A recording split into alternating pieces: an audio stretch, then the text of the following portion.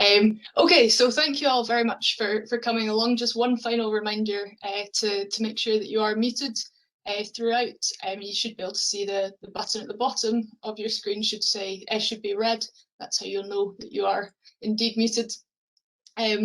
So it's my pleasure to welcome today Dr. David Wilson, who's going to give us a paper. David Wilson is a lecturer in early modern maritime and Scottish history at the University of Strathclyde. And his previous project, which is the one that he is presenting on today, focused on British anti-piracy campaigns in the early 18th century. And the book from this project, which is called Suppressing Piracy in the Early 18th Century, Pirates, Merchants and British Imperial Authority in the Atlantic and Indian Oceans, is out next month with Boydell and Brewer. And I've just popped a link into the chat in case anyone is interested in having a look at it. He's currently a co-investigator on the One Ocean Hub, where his work is focused on providing an historical perspective on ocean governance through an examination of the impact of colonialism on coastal communities and customary law in Ghana, particularly in the 19th and early 20th centuries. So we're really looking forward to this, David. Over to you. Thank you, Nicola, and just want to say, first of all, thank you for inviting me to speak today as part of the History Talks live series at UHI. It's a real pleasure to be here, and thank you everyone for coming and spending some of your Thursday night here exploring the history of piracy, or more accurately, the history of anti-piracy, which is really what I do. So in April, as Nicola says, I seem to click there. 2 seconds, for some reason that's not, there we go. In April, I have my first ever, hopefully not last ever, book coming out with Boydell and Brewer, which Nicola has told us the title of. So what I wanted to do with this talk was to present some of the main ideas from this, a sort of almost book launch, if you will, because it should be coming out next month if there's no delays. So there are 3 connected arguments that I am making within this book. The first is that the suppression of piracy in the early 18th century was reliant on the interplay between colonial, mercantile, naval and governmental activities. 2 is that this was not a coordinated, state-organised and empire-wide campaign. Instead, this was a disconnected process in which anti-piracy activities in any one locality involved various actors who concentrated on protecting proximate waters and specific trades from pirates. Collectively, these actions gradually extended imperial authority from land to sea. And although such authority was erratic and impermanent, this offered a necessary deterrent to pirates preying in these regions. As pirates moved to new locales, different actors responded, leading to greater protection of maritime traffic traversing specific sea lanes. This in turn gradually pushed pirates further into the margins of empire. To discuss these ideas, I'm going to offer some case studies of different localities and explain the process through which the British traffic in these waters became better protected during the surge of piracy that occurred between 1716 and 1726. To begin though, I thought I should give a general overview of Atlantic piracy in the early modern period and explain why I have chosen to focus in on the 10-year surge of piracy occurring between 1716 and 1726.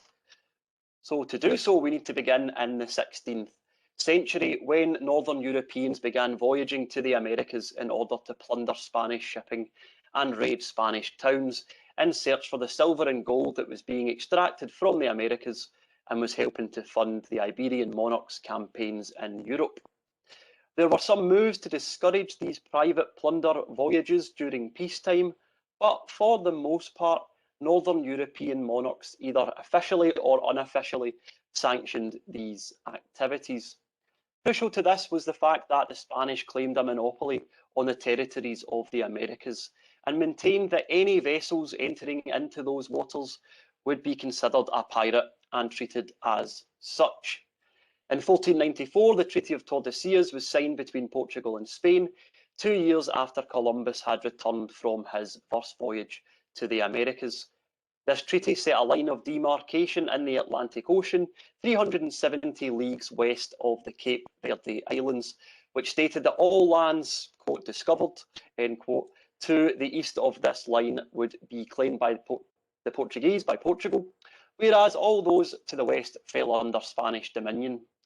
Then, in 1559, the Treaty of Cato Cambrassi between the French and Spanish created a policy of no peace beyond the line, which essentially stated that any acts of violence occurring beyond the line, that is, in the Americas, would not, in theory, impact on diplomacy in Europe. This created a space of perpetual warfare, enabling the Spanish to violently enforce its monopoly over this space. However, this also provided some legitimacy to Northern Europeans who voyaged to the Americas in order to raid Spanish shipping and towns. Of course, the Spanish continued to complain about such actions and seek restitution, but the idea of no peace beyond the line created ambiguity that both sides could exploit. From the English perspective, from the 1560s, there were a number of private plunder voyages to the Americas, the most famous of these occurring under Francis Drake, and this is a very loose charting of Francis Drake's circumnavigation in the 1570s. Then in 1585, there was an outbreak of war between England and Spain, which led to an increased outpouring of transatlantic plunder voyages to the Americas. I hope you like moving boats, because there's a lot of moving boats in this presentation.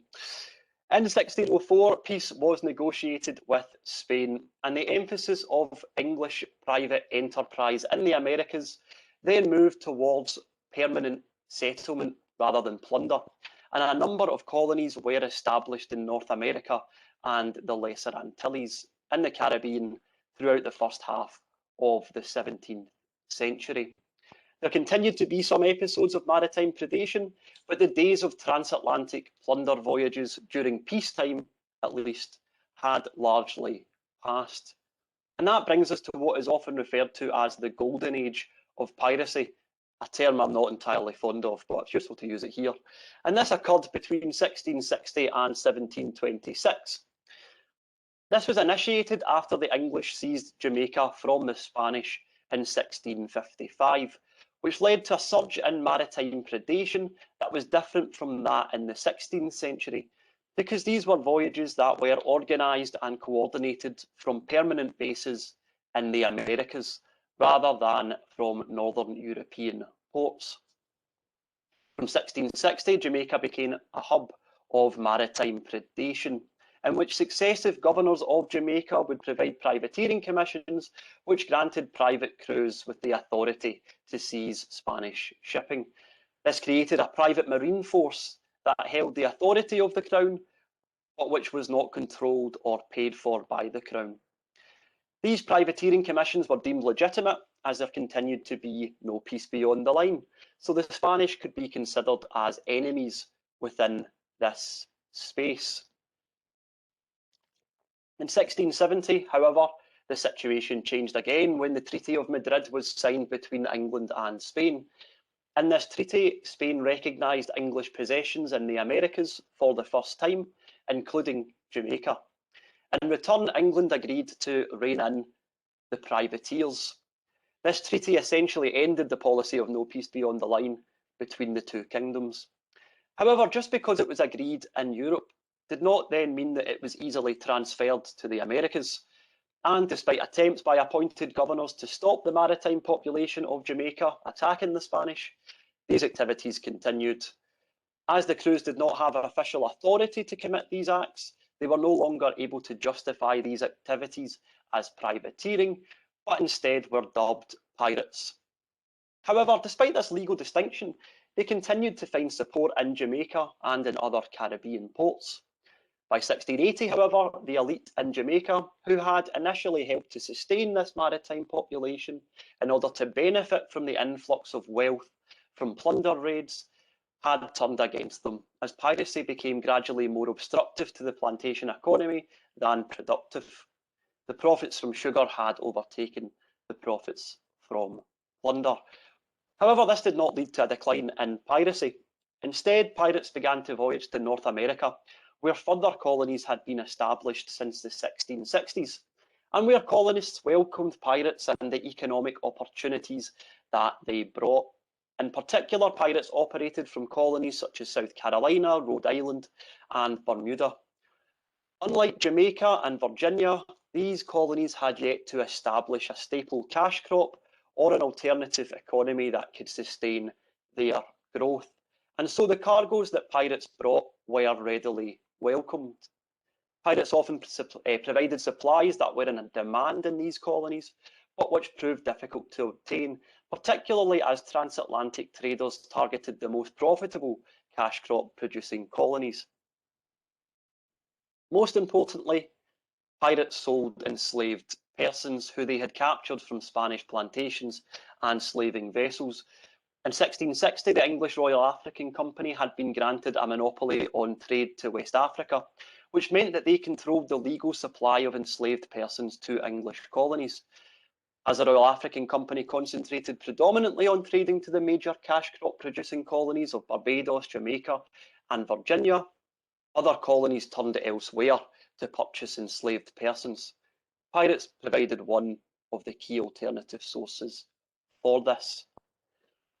Between 1688 and 1702, pirates began voyaging further afield from North America to the Indian Ocean, where they targeted the rich and unprotected pilgrim fleet that voyaged each year from various Indian Ocean ports to Jeddah in the Red Sea, the gateway to Mecca. In the Indian Ocean, pirates operated from an outpost in Madagascar, which was established by New York merchants in the 1690s to manage the Malagasy slave trade, as well as to manage the plunder trade with pirates. This was a means for colonial slavers to circumvent the English Royal African Company's monopoly, which extended only over West Africa. However, by voyaging around the Cape of Good Hope, these traders and pirates infringed on the monopoly of another major company, the English East India Company, who were granted the monopoly on English trade occurring beyond the Cape of Good Hope. The sponsorship of pirates by English colonial administrations in North America proved a particular thorn in the side of the English Crown and Parliament, as it was seen as evidence of the disorder and lack of imperial control within the colonies, and there were various failed attempts at colonial reform in order to restrain this activity. In the 1690s, there were a series of colonial reforms after the English East India Company complained about the impact of piracy on its trade in the Indian Ocean. Alongside infringing on its monopoly, the company complained that its trade suffered by the presence of Atlantic pirates in the Indian Ocean, because the emperor of the dominant Mughal Empire in India, whom the company relied on for its trading presence and its operations, viewed Atlantic piracy as a company issue, so that whenever English pirates attacked Mughal shipping, the emperor would order company outposts in India to be besieged and their trade to be embargoed until they had agreed to take measures to deal with this issue.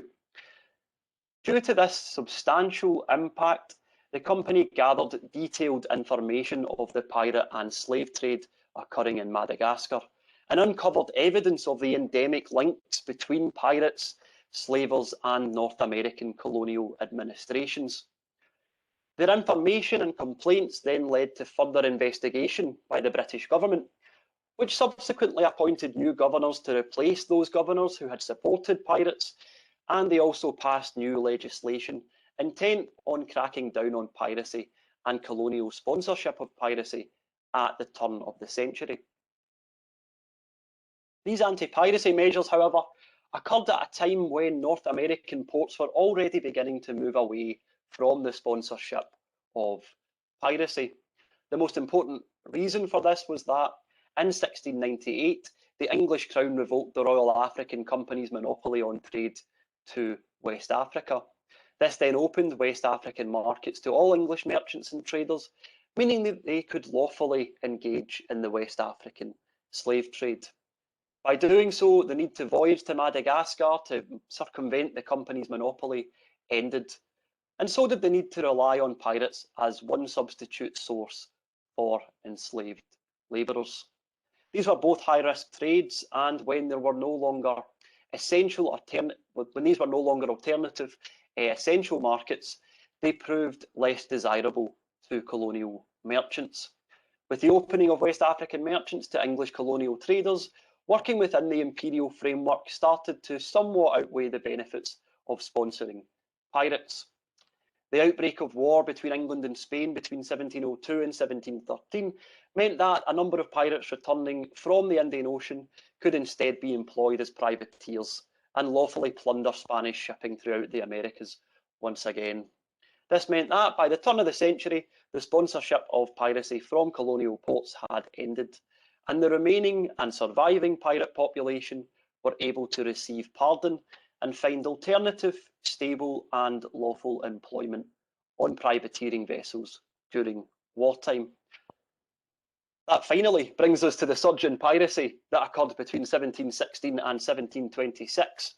With the end of war, the War of the Spanish Succession in 1713, there was a significant maritime population who had been formerly engaged on privateering vessels that were now unemployed. This population did not immediately turn to piracy, but a number of factors led to an outpouring of piratical attacks after 1716. I cannot get into all of these issues here. See chapter 1 of my book if you are that interested in the outbreak of piracy at this point. But most important was that in 1715, the Spanish treasure fleet, which carried colossal quantities of silver and gold extracted from the mines in Mexico and Peru back to Spain, was struck by a hurricane off Cape Canaveral in Florida. The majority of the crew lost their life, while the ships and treasure on these vessels were submerged in the surrounding waters. This led to an outpouring of wrecking crews from various British colonies who voyaged to Florida to try and recover some of this submerged wealth from the sea floor. However, in 1716, in April 1716, through Spanish pressure to curtail these activities, the British governor of Jamaica issued a proclamation that forbade all British subjects from fishing the Spanish wrecks. With this proclamation, it became clear that any British vessels that returned to port laden with recovered treasure would face the loss of that plunder and potential prosecution. The proclamations consequently isolated a significant maritime population who, rather than return to colonial ports with their plunder, instead gathered at the Bahamas and continued to fish the wrecks. By the end of 1716, once the wrecks had become harder to work and such activities proved less profitable, a significant number of this isolated maritime population turned to outright piracy.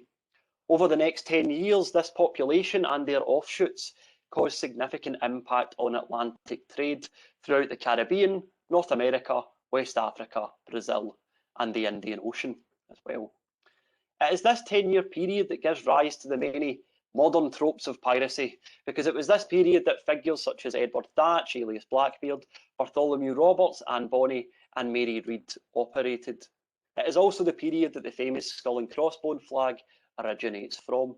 Yet, despite this enduring legacy, or perhaps because of this enduring legacy, this period has not received a great deal of focus within the existing scholarship on the history of piracy. These 10 years tend to be discussed as an endpoint to discussions of 17th century piracy, in which a war on piracy was enacted by the British imperial state. This was the result of a newly coherent British Empire following the union of the Scottish and English parliaments in 1707, in which the now British colonies and the now British imperial government were seemingly better connected through the reforms that had occurred at the end of the century, which had encouraged British colonies to turn their back on illicit maritime predation.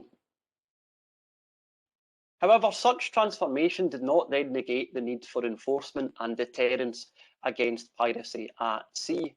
Yet no study, as of yet, has examined the practical application and impact of changing colonial perceptions and related state manoeuvres on the rise and decline of piracy in the early 18th century.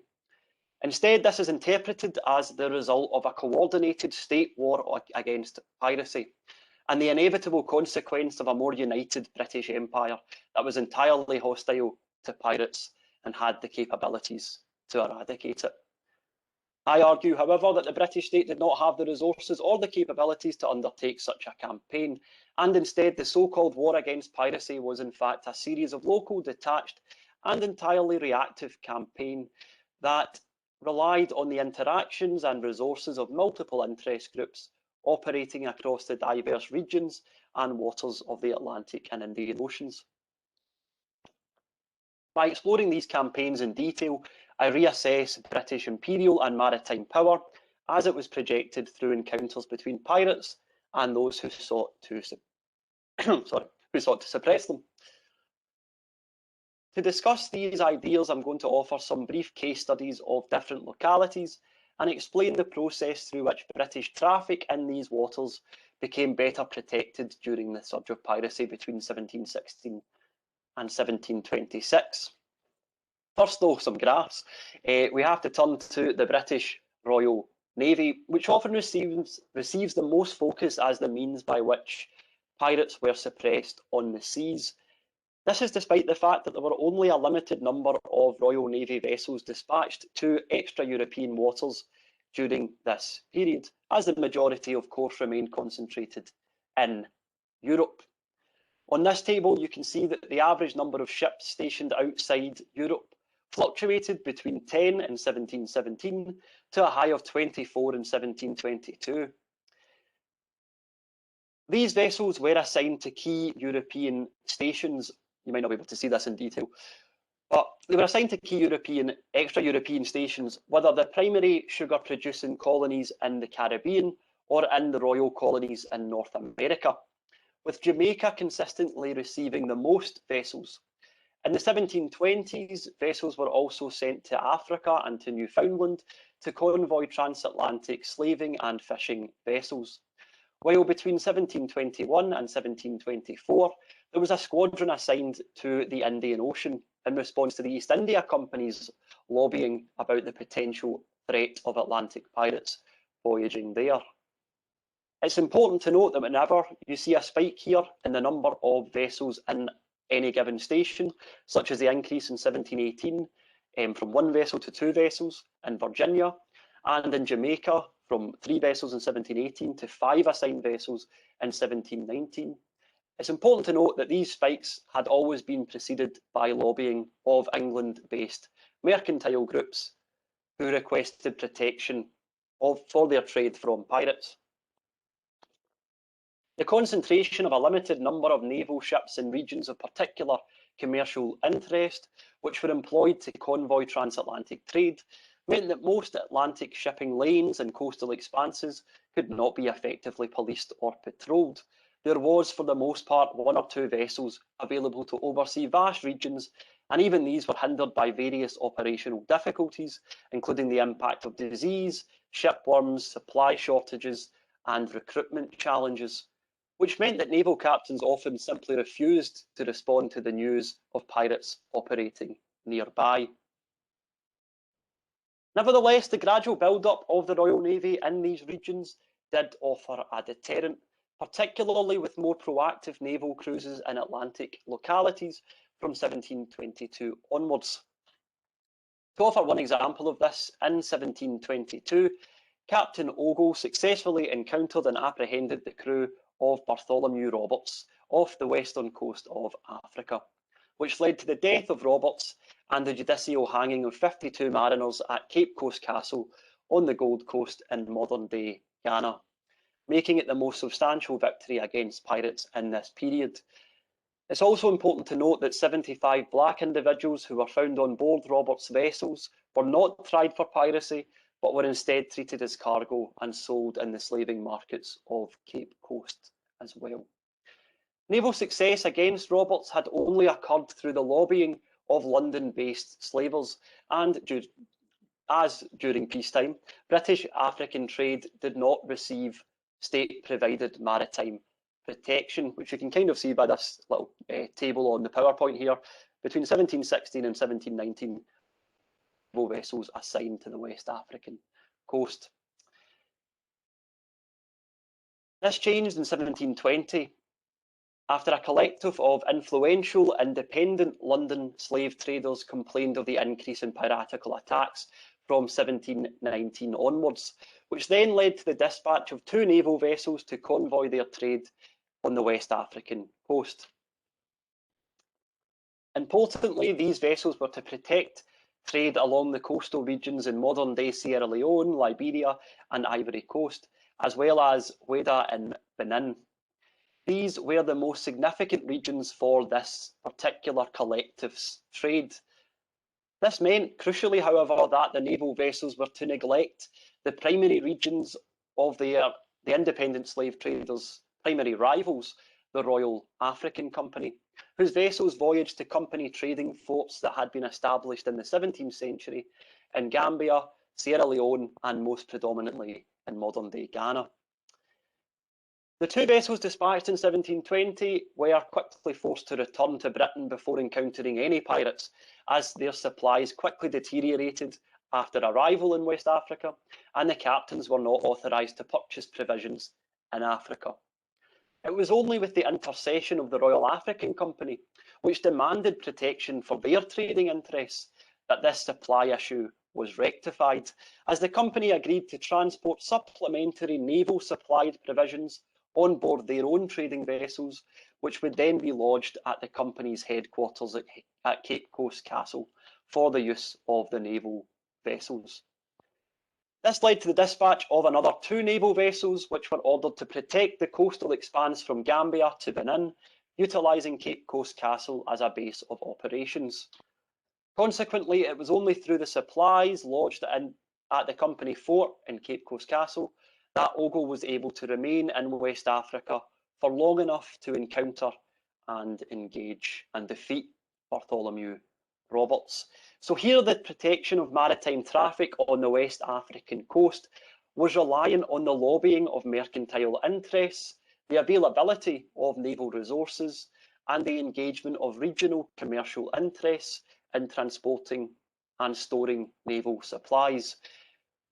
This also led to the more proactive presence of the Royal Navy in West African waters, as even after the threat of piracy abated, regular convoys continued to be sent to West Africa twice a year for the rest of the decade.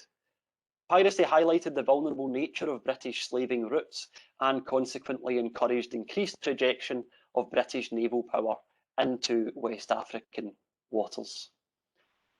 Most localities required this interplay between government, provincial and mercantile actors to extend authority from land to sea. I'm going to focus in on 2 more localities here, the Carolinas in North America and the Bay Islands in the Caribbean, to illustrate this point. To start with the Carolinas, there were 3 successful expeditions against pirates in 1718. Throughout 1717 and 1718, South Carolina was targeted by pirates operating on the North American coast. This was because the capes of South Carolina were left undefended by naval forces, providing a convenient choke point for pirates to prey on shipping bound to and from Charleston. The surrounding bays and inlets also provided isolated regions to careen and refit pirate vessels. In nearby Virginia, naval protection of the capes provided a deterrent for pirates, particularly in 1718, as we've seen in the naval tables earlier, when an additional station ship was stationed in Virginia after London merchants involved in the Chesapeake tobacco trade lobbied about the impact of piracy in Virginia. The Carolinas, however, were proprietary colonies under the authority of aristocratic proprietors, delegated authority by the Crown, which meant that they received no royal naval protection, and the proprietors also did not provide funds for maritime defence. Without alternative options, anti-piracy measures relied on the endeavours of Governor Robert Johnson and members of the South Carolina Provincial Council, who helped to outfit 2 separate expeditions against pirates operating nearby in 1718. The first was organised in October after Charles Vane had apprehended 7 ships in the Carolina Capes, and news was received that another pirate was refitting in Cape Fear River nearby, with the plan to plunder Carolina shipping. 2 sloops were commissioned and dispatched under the command of the Receiver General of the Lords Proprietors, a colonial official, William Rhett, who personally organised and funded the expedition. The expedition then successfully encountered and apprehended Stede Bonnet and his crew, who had committed various depredations in North America. The second expedition occurred in December 1718, when a sloop was hired and outfitted in response to the depredations by a William Moody, who had taken at least 3 ships in the Capes. Governor Johnson himself this time commanded and funded this expedition, and although he did not meet with Moody, he captured another pirate vessel commanded by a Captain Worley. What is really important here is that these efforts relied entirely on the colonial government's ability and willingness to respond to maritime threats. However, this did not rely on colonial revenue either, which had been depleted by the local war with the Yamasee from 1715 to 1717 in South Carolina. Instead, local officials provided the majority of the funds required to outfit these vessels from their own pockets, using their own wealth. This was the only option to secure Carolina from the persistent problem of piracy without naval support or available public revenue. The opportunity to seize and receive some profit from acquisitioned plundered goods was also likely an encouraging factor. Pirates were no longer welcomed in the port of South Carolina as they had been in the 17th century, but the measures to combat piracy impacting South Carolina was driven by necessity and opportunity rather than a state-coordinated anti-piracy campaign. North Carolina offers a slightly different discussion. In late 1718, Edward Thatch, alias Blackbeard, had been pardoned in North Carolina by Governor Charles Eden. However, he then left on a supposed trading vessel, returning with a ship loaded with sugar and other goods, which he declared had been found as a wreck, but which, of course, was actually a French vessel that had been piratically taken. The vessel and goods were not legally condemned as required by law, and instead Thatch transported this vessel to Ocracoke Inlet, where he had established a small base of operations. While some members of the government of North Carolina clearly supported Blackbeard's continued activities, particularly the Chief Justice of the colony, it is uncertain how widespread this support was. North Carolina was a poor and underdeveloped colony, so Thatch's activities offered potential economic stimulation. However, like South Carolina, Eden and the colonial government received no resources for maritime defence, so it is possible that they had little choice but to accommodate the pirates and their activities. It is likely a mixture of the two. There was some support of the commercial opportunities that pirates could bring, and at the same time, little alternative but to overlook their endeavours. However, the presence of pirates operating nearby motivated the Virginian governor, Alexander Spotswood, into action. In contrast to South Carolina, Spotswood was able to collaborate with naval captains stationed in Virginia. These captains, however, could not proceed against Thatch in their warships, as the waters surrounding Ocracoke Inlet were too shallow for them to navigate, and they had no authority to hire smaller vessels on the Navy's behalf. They were also unwilling to pay the charges themselves. Instead, Spotswood hired 2 sloops for the expedition at his own expense, using his own personal funds, claiming that he could not rely on public revenue, as this would require him to inform the rest of the provincial government, who he did not trust. There had been a persistent feud between Spotswood and a leading faction in the Virginian colony, who were prone to obstruct his plans at all costs in order to further their own local influence over colonial affairs. Spotswood also did not inform Governor Charles Eden or the North Carolina government of his plan. He later said this was because, quote, Eden was there without force to defend himself and consequently could contribute nothing to the success of the design, end quote. Spotswood also wanted to ensure the attack remained a surprise, and informing the government of North Carolina risked a potential information leak, because Spotswood was also suspicious that they may be supporting, or at least somewhat supportive, of Thatch. The resultant attack in November 1718 was undertaken in the 2 sloops hired by Spotswood and manned with naval officers and sailors. The expedition successfully encountered and engaged the pirates, with Thatch and 12 of his men killed during the conflict. Here in this rather blurry image, which always seems to happen in the archives, you can see the moment when Captain George Gordon, one of the naval captains in Virginia, noted the return of the sloops from North Carolina in his daily logbook. Writing on the 3rd of January 1719 that, quote, "The sloop Adventure Edward Thatch, formerly master, a pirate, anchored here from North Carolina, commanded by my first lieutenant, Mr. Robert Maynard, who had taken the aforesaid sloop and destroyed the said Edward Thatch and most of his men. He also brought Thatch's head hanging under his bowsprit in order to present it to the colony of Virginia," end quote. In this example, the Virginian governor, concerned with the impact of pirates residing so close to Virginian trade routes, facilitated a naval expedition to neighbouring North Carolina, which could not have been undertaken without his funds, particularly due to an obstructive provincial government. The presence of naval resources that could carry out this expedition, meanwhile, was reliant on the lobbying of transatlantic merchants who requested the better protection of the Chesapeake tobacco trade. Together, this safeguarded North Carolina from a potentially destructive pirate presence. By 1724, reports of pirates' impact on Atlantic and Indian Ocean trade had declined rapidly.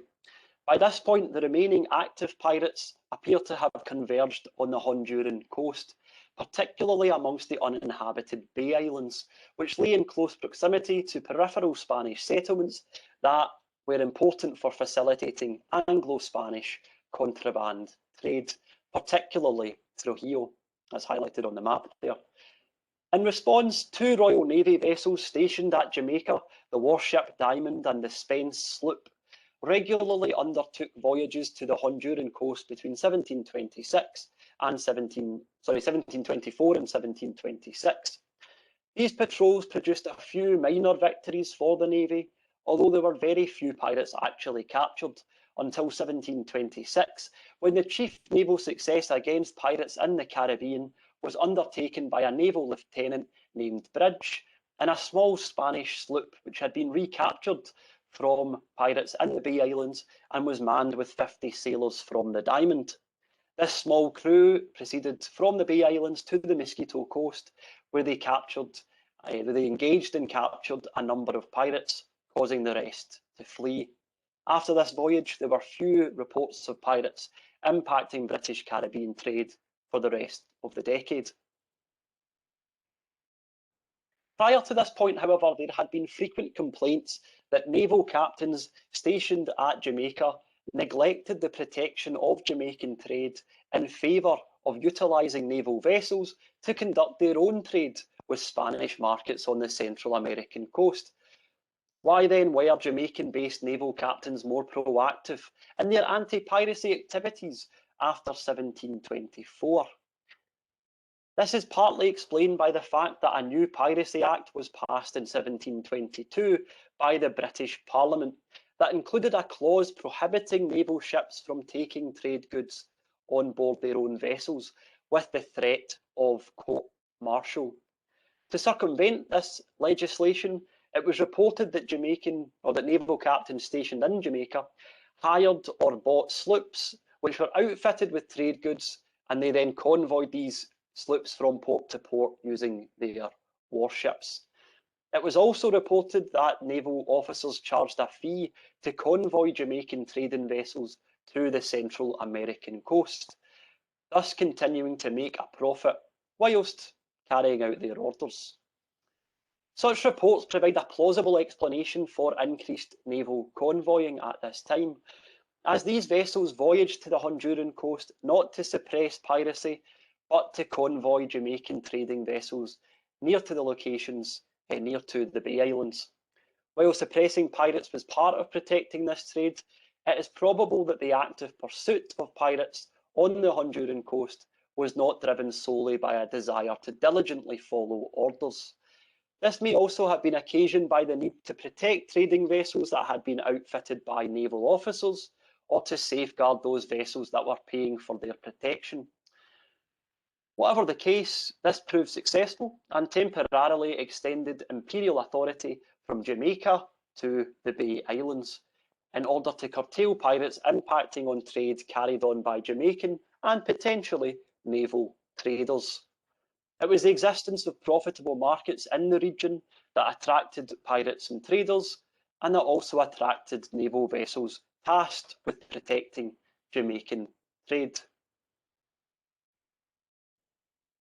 To conclude, by 1724, piracy had stopped being a significant issue for transatlantic trade. This had required a series of fragmented and distinctive campaigns, shaped and influenced in a metropolitan and colonial context, to slowly reduce, deter and isolate Atlantic pirates. I've outlined a few here, but there were similar processes occurring throughout various regions in the Atlantic and Indian Oceans. Far from the concerted and premeditated enterprise embraced by the existing historiography, this was in fact a sequential process that occurred only as government, merchant and colonial actors reacted to the impact and threat of piracy in specific waters. Still, while these endeavours were focused on deterring pirates operating on nearby shores, they also extended imperial power and authority from land to sea in a variety of localities. But this was not permanent. There was simply not the capacity to perpetually protect and police British merchant shipping throughout the Atlantic and Indian Oceans. This remained reliant on the limited and detached efforts of diverse actors who responded to maritime threats and maritime regulations as they arose throughout the waters surrounding and connecting the British Empire. At least that's my argument anyway. Thank you very much. Thank you very much, David. That was very interesting topic. Thank you. Stop sharing there. Thank you. Great, thank you. Okay, so we have plenty of time for questions, which is great. I think what we might do, what we've done before, is operate a system where if you do have a question, if you can pop your name in the chat facility, and we can just work through that. That seems to work quite nicely. So you should have an option for the chat facility. It might be in a slightly different place depending on what method you came in on, but you should be able to see a sort of speech bubble. You can just pop your name into that if you do have a question, and we can work through those. And while people are finding that, I'll maybe abuse my privileges as chair and ask a question myself. It's quite a specific question, David. When you were talking about the increasing numbers of Royal Naval vessels that were put in place at different times in different areas, I wondered, I was quite interested in the fact that you mentioned it being a result of lobbying, particular lobbying, and I was wondering if it was done sort of proactively or if it was very much a reactive process. So were people lobbying because of increased activity, or was it something that they were worried about activity and sort of aiming to get the British to take action before anything happened, as it were? Yeah, no, it's a great question. So it's interesting, throughout the book and the kind of regions I looked at, for the most part, it was usually reactive. So pirates would have an impact on trade, and then they would start lobbying. So sugar merchants or slaving merchants or tobacco merchants would start lobbying the Board of Trade, the Parliament and the Admiralty in order to try and gain protection for that trade. So it was very much reactive. The only example of more proactive lobbying was by the East India Company, which received a report in 1719 that pirates might be thinking about going towards the Indian Ocean, and they used this as a means to start lobbying the state for protection. But interestingly, they kept coming back to them and saying, well, do you have any more evidence that pirates have actually impacted on trade, rather than, it might impact on trade? Because the Navy were really reluctant to send any more vessels to the Indian Ocean. They'd done so at the end of the 17th century, and the vessels just came back ruined, basically, and the crew pretty much deteriorated. So they really were anxious about sending any more vessels out. But eventually they did gain this naval squadron. It ended up being the most significant naval squadron sent against pirates during the period that I look at, despite the fact that there was very few pirates in the Indian Ocean who actually got there, who actually went to the Indian Ocean. And the reason for this, not to get into too much of the sort of intricacies of it, is that it coincided with debates in Britain about the use of calico in textiles. So there was a ban on textiles and calico textiles in 1720 or 1721, I can't remember the exact date of the act. But alongside that, the British Parliament asked the East India Company what would help your trade. So we're going to ban this part of your trade, what would help? And part of it, I argue anyway, was that they wanted this naval squadron, and it just occurs right alongside it. So that's the only case I found of more proactive. But I think it just goes to show some of the influence of the East India Company this time. But also that influence was limited, because at first they said no. That's really interesting, thank you. And in fact, actually, I had a couple of follow-on questions which you answered in discussing that. So that's great. Thank you very much. Sorry, I can ramble on. Sorry. No, not at all. That was really great. I've had a question come in privately, so I'll just read it out just in case the person isn't wanting to ask it themselves. But if they do, they can also come back in as well. So I've had a question: how do you think this process played out in states with similarly fraught home colony elite relations? So Spain and the Guardas Costas, perhaps, or the US around Barbary and elsewhere? Yeah, it's a great question. So I know more about the kind of Guardacosta context, to be honest. In fact, what I was talking about during the first part of the talk, where I explained the impact of the Spanish flotilla wreck and how that shaped people wrecking crews from Jamaica and elsewhere. Jamaica at that point in time were really impacted by the Guardacosta as well, who were licensed by Spanish colonial governments to basically to stop illicit trade by the British and the French and elsewhere. So if they suspected vessels of trading with Spanish markets, they were licensed to seize these vessels. But basically what they did was they took these commissions and then just seized any vessels that were nearby to Spanish ports or Spanish coastlines, and said that basically anything they found on board, like Spanish bullion, which was the common currency in the region at the time, even sugar and kind of materials like that, was evidence that these people had actually traded illicitly with Spanish markets, because in theory they could be gotten from Spanish markets. So there is a similar process, but I think it's different with the Guardacosta, particularly because they are sponsored by colonial governments, and it seems, particularly in the later 1720s, from what I've learned about this anyway, is that the Spanish government back in Madrid started to use this Guardacosta to influence diplomacy between Britain and Spain, just as Britain had done with the privateers in the 1660s, to start to lobby the English and start to put the British and put pressure on them by saying, okay, we'll rein in the Guardacosta only if you do X, only if you agree to treat for certain concessions in the Mediterranean in this case.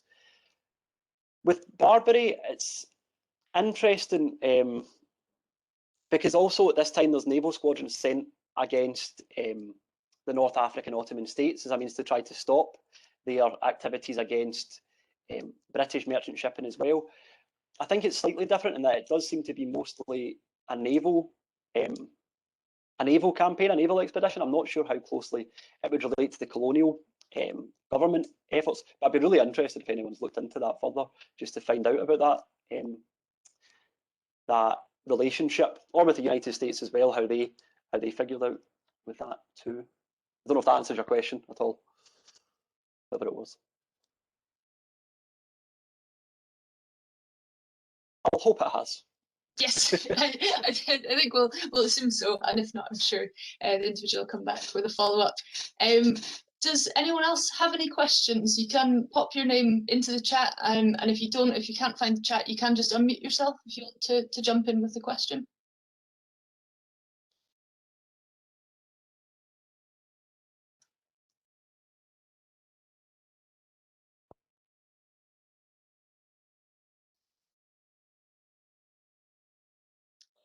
Ryan, yes.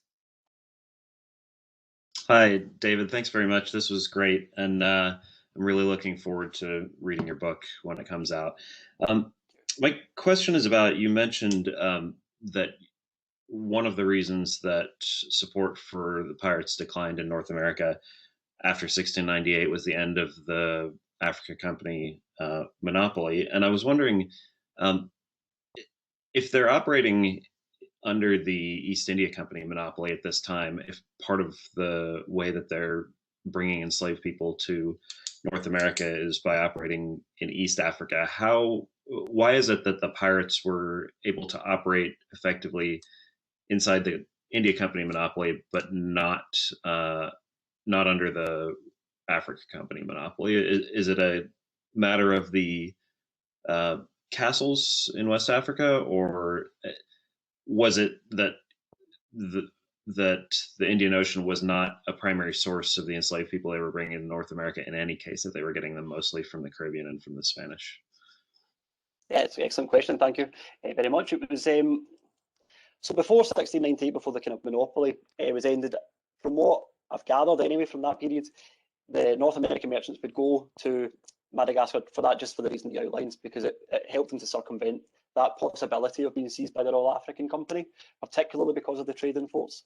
So it was just one way to kind of get around that. And the reason that they started to infringe on the East India Company monopoly was just that they thought, actually, the East India Company aren't involved in that Eastern Africa kind of theatre, so they're not really policing it or enforcing it, which you do find. It's only when they start to learn about these traders appearing in Madagascar that they start to think, okay, we need to deal with this. But it's interesting because they start going to Madagascar before the pirates do. The pirates start to arrive in Madagascar as a result of the North American links to Madagascar through the slave trade. So I always argue that piracy is kind of auxiliary to the slave trade from East Africa. And part of that is simply because pirates wanted access to the rich and bit more kind of more undefended vessels of the Mughal Pilgrim fleet. Because at this point, the Spanish treasure fleet is much better protected, so they want to go elsewhere where they've got easier targets. So actually, if you think about it, when it comes to the slavers and the pirates, they're both just trying to trade in places where they might not face as much enforcement or protection, which is really interesting. And then in 1717, the East India Company starts thinking about setting up its own slave trade to Madagascar, or from Madagascar to the North American colonies. And because pirates are starting to come back as well in the 1720s, and other traders are arriving from North America again in 1718 and 1719, they start to think, is this happening again? But now they've actually got even more of an interest in Madagascar because they want to set up their own slave trade from Madagascar to North America. The British Parliament end up saying, no, you can't do this, which infuriates them more when people are doing it illegally. They went, well, if we can't do it, you can't do it. So then they start to head out in force. Does that answer your question at all? Does that help? It does, yeah. Thanks very much. Thanks, Ryan. Thank you. Thanks. We've got another private question, so I'll just read it out for the individual. So first of all, thank you. Fantastic talk, David, and I look forward to reading your new book when it's out. You piqued my interest at the start with your comment about not being a particular fan of the term golden age of piracy when describing this period. I was just wondering what your particular criticisms of the use of this term are. Yeah, it's a good point. I just struggle with the term golden age of piracy. One, because I think, it adds to the romanticism of this period, the golden age of piracy. I also struggle with it just because of how, we say it's from 1660 to 1726, but then some people use golden age of piracy to mean 1716 to 1726. So there's issues around periodization there. If we look at it from that broad perspective, from 1660 to 1726, I think it starts to miss some of the nuances of the changes. And also just the fact that between 1707, 1708 and 1713, there is this break in piracy, whereby it's not really, I don't think you can think of it in the same way as 17th century piracy as early 18th century piracy. But most of all, it's just because it aligns to that romanticism of piracy that I struggle my whole academic life to push against, basically, and try to get students to think otherwise about it. So it's really mostly because of that. I don't mind it too much. I actually remember using it in the abstract to my thesis when I submitted it. And David J. Starkey, his first question was to question me on it and say, why do you use that term? Right. So that also prompts me a wee bit about it. Yeah. Yes, I can see why that would caution you against it. Brilliant, thank you. I think we have time for one or possibly two more questions. If anyone has any, you can pop your name in the chat if you want to, or just unmute yourself and jump in. I was wondering, David, is there a Scottish connection to it? in terms of piracy? Thanks, Alistair. Yeah, it's something that I would like to look into in much more detail, especially in the 1690s. We always talk about in the 1690s the move to suppress piracy, especially from North America, and that illegal trade between North America and Madagascar that I just talked about. But at the same time, you have that moves by the English Parliament to really clamp down on Scottish illicit trade in North America, particularly in Delaware and the Chesapeake. And actually, when you look at the sources, they're both really intertwined issues. It's not that they're saying, right, deal with piracy this way, deal with illicit trade this way with Scots. They're really intertwined. And I don't think that gets looked into enough, that intertwining of that issue of piracy and illicit trade. And I think as well, there's a case to be made. Again, this is based on what I'd like to look at in the future, so don't quote me on it. But because after 1707, Scottish commercial networks moved from being obstructive to productive, I think that really shapes as well North American support for piracy, because now they've got access to these illicit markets, which are now licit markets, illicit commercial networks. So again, it just leads to lesser needs for that alternative engagement with piracy. But again, that's conjecture at this stage, I would suggest. But yeah, then you've got people like Captain Kidd and so on as well, who were Scots and all wrapped up in this. I don't think Captain Kidd was, persecuted because he was Scottish, but I mean, I'm sure there's arguments to be made about the Company of Scotland, the East India Company, and Captain Kidd's getting wrapped up in that sea of conspiracies as well. But definitely something that someone should look into in the future. Cheers, Alistair. Thanks very much. So we'll move on. This will be our last question then from Steve. David, cracking papers. Thanks for that. Cheers, Steve. I was wondering about the privatisation of Jacobites in the 1690s by the English Parliament, when they actually say that anybody sailing under a Jacobite commission, latterly sailing under a French commission, is a pirate under law. Does that increase or inform the rise of, or the perceived rise of piracy during the late 1690s, 1720s, where previously these people would have been seen as legitimate privateers? Or do you think it's just one of those things where demobbed Jacobite privateers just went rogue? Interesting. It's a really good question. It's one that, it's not a topic that I focus on too much, but I think there is two schools of thought in it when it comes to this, is that you have these kind of Jacobite pirates or Jacobite privateers and pirates who have Jacobite sympathies. So you see that in the names of ships like the King James and so on, naming their ships. There's two schools of thought that suggest that they do this, either because they are genuine supporters of those exiled monarchs, or there's the other school of thought that suggests that actually they just do it to kind of annoy the crown. It's just a way to get back at them, just to irritate them, basically. I kind of align more with the latter group, to be honest, but I'm really interested to see more research on this. I think Harry Lewis is doing good research on this in Edinburgh at the minute, so I'll be really intrigued to see his research into this idea, because it's something that really intrigues me. I know that at one point there were discussions of between the Swedish company and Madagascar and the pirates there, and trying to work out the Jacobite sympathies there, almost, if that ties to it. So really intrigued to see that. But at the minute, I do conform to that school that just kind of says, I think they just do it to annoy people. Okay, thank you. Cheers, Steve. Thanks very much. Okay, well, just before we end there, just to remind you that our next talk is on Thursday, the 22nd of April, and it's Dr. Lindsay Hunter from the Centre for History, who is giving a paper titled History and Folklore, The Many Afterlives of Fenella, Lady of the Mearns. And I've just popped a link into the chat facility as well, if anyone's interested in finding out more details about that. But I'll just say thank you again very much to David for a wonderful paper, and thank you all for coming along. Okay. Thank you very much, everyone. It's great to see you all. Take care.